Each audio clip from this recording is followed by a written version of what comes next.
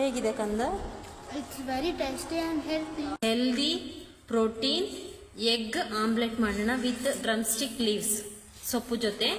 ಒಂದು ಬೌಲ್ ತಗೊಂಡು ಚಿಕ್ಕದಾಗಿ ಕಟ್ ಮಾಡಿರೋ ಈರುಳ್ಳಿ ಹಾಕಬೇಕು, ಆನಿಯನ್, ಚಿಕ್ಕದು ಕಟ್ ಮಾಡಿರೋ ಟೊಮೆಟೊ ಹಾಕೋಬೇಕು, ಒಂದೇ ಒಂದು ಸ್ವಲ್ಪ ಹಳದಿ ಹಾಕೋಬೇಕು, ಖಾರಕ್ಕೆ ತಕ್ಕಷ್ಟು ಒಂದೇ ಒಂದು ಸ್ವಲ್ಪ ರೆಡ್ ಚಿಲ್ಲಿ ಪೌಡರ್ ಹಾಕಬೇಕು, ಒಂದು ಸ್ವಲ್ಪ ಚಿಲ್ಲಿ ಫ್ಲೇಕ್ಸ್ ಹಾಕೋಬೇಕು ಫಾರ್ ಟೇಸ್ಟ್, ಮತ್ತೆ ರುಚಿಗೆ ತಕ್ಕಷ್ಟು ಸಾಲ್ಟ್ ಉಪ್ಪು ಹಾಕೋಬೇಕು, jeera pepper powder mix 1/4 spoon ಹಾಕೋಬೇಕು, ಹೋಮ್ ಮೇಡ್ ಧನಿಯಾ ಪೌಡರ್ ವೆರಿ ಲಿಟ್ಲ್ ಒಂದು ಸ್ವಲ್ಪನೇ ಹಾಕಬೇಕು. ಇಷ್ಟು ಚೆನ್ನಾಗಿ ಮಿಕ್ಸ್ ಮಾಡಬೇಕು.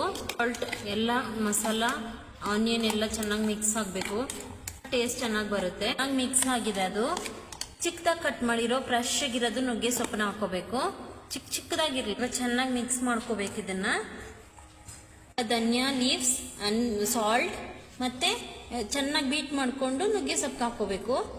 ಎಲ್ಲ ಆನಿಯನ್ ಎಲ್ಲ ಮಿಕ್ಸ್ ಮಾಡಿರೋದಕ್ಕೆ ಎಗ್ನ ಹಾಕೊಂಡು ಬೀಟ್ ಮಾಡ್ಕೊಂಡಿರೋದನ್ನ ಹಾಕಿ ಚೆನ್ನಾಗಿ ಮಿಕ್ಸ್ ಮಾಡಬೇಕು.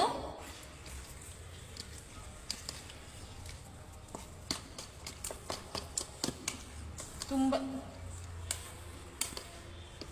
ಚೆನ್ನಾಗಿ ಬೀಟ್ ಮಾಡ್ಕೋಬೇಕು. ಇದ್ರಲ್ಲೂ ನುಗ್ಗೆ ಸೊಪ್ಪಲ್ಲ ಒಂದು ಸ್ವಲ್ಪ ಹಾಡಿರುತ್ತೆ, ಅವಾಗ ಚೆನ್ನಾಗಿ ಬೀಟ್ ಮಾಡಿ ಮಿಕ್ಸ್ ಮಾಡಿದ್ರೆ ಅವಾಗ ತಿನ್ನೋಕ್ಕೆ ಬಾಯಿಗೆ ಚೆನ್ನಾಗಿರುತ್ತೆ.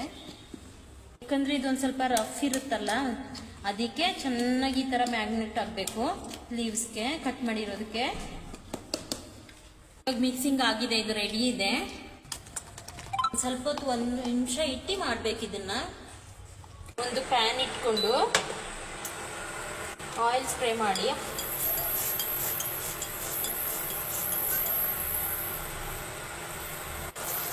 ಚೆನ್ನಾಗಿ ಬಿಸಿ ಆಗಲಿ. ಎಗ್ ಆಮ್ಲೆಟ್ ಇದಕ್ಕೆ ಪೋರ್ ಮಾಡೋಣ, ಹಾಕೋಣ, ಸ್ಟೀಮ್ ಮಾಡೋಣ. ಇದನ್ನ ಲೋ ಫ್ಲೇಮಲ್ಲಿ, ತುಂಬ ಲೋ ಅಲ್ಲಿ ಇಡಬೇಕು. ನೋಡಿ ಈ ಥರ ಸ್ಟೀಮ್ ಆಗಬೇಕು ಚೆನ್ನಾಗಿ. ಯಾಕಂದರೆ ನುಗ್ಗೆ ಸೊಪ್ಪಲ್ಲ. ಇವಾಗ ಉಲ್ಟಾ ಮಾಡೋಣ ಆಮ್ಲೆಟು. ಉಲ್ಟಾ ಮಾಡಿದ್ದೀನಿ. ಈ ಥರ ಪ್ಲೇಟ್ ತಗೊಂಡು ಅದನ್ನ ಉಲ್ಟಾ ಮಾಡ್ಕೋಬೇಕು. ಪ್ಲೇಟಿಗೆ ಹಾಕೊಂಡು ಮತ್ತೆ ಉಲ್ಟಾ ಹಾಕಬೇಕು, ಅಂದರೆ ಬ್ರೇಕ್ ಆಗುತ್ತೆ. ಇದೀಗ ರೆಡಿಯಾಗಿದೆ. ಇದಿವಾಗ ರೆಡಿಯಾಗಿದೆ. ಪ್ಲೇಟ್ಗೆ ಹಾಕೋಣ. ರೆಡಿ ಎಮ್ಮಿ ನುಗ್ಗೆಕಾಯಿ ಸೊಪ್ಪು ಆಮ್ಲೆಟ್. ಈ ತರ ನುಗ್ಗೆ ಸೊಪ್ಪು ಹಾಕಿ ಮಕ್ಕಳಿಗೆ ಕೊಟ್ರೆ ಪ್ರೋಟೀನ್ ಸಿಕ್ಕುತ್ತೆ. ಸ್ಕೂಲಿಂದ ಬಂದ್ ಮಕ್ಕಳಿಗೆ ಸ್ನಾಕ್ಸ್ ಎಲ್ಲ ಕೊಟ್ರೆ ಚೆನ್ನಾಗಿರುತ್ತೆ, ತಿಂತಾರೆ ಖುಷಿಯಿಂದ. ಬನ್ನಿ ಇವಾಗ ನನ್ನ ಮಗಳ ರಿಯಾಕ್ಷನ್ ಆಗಿರುತ್ತೆ, ಖುಷಿ ಪಟ್ಟು ತಿಂತಾಳ ಅಂತ ನೋಡೋಣ.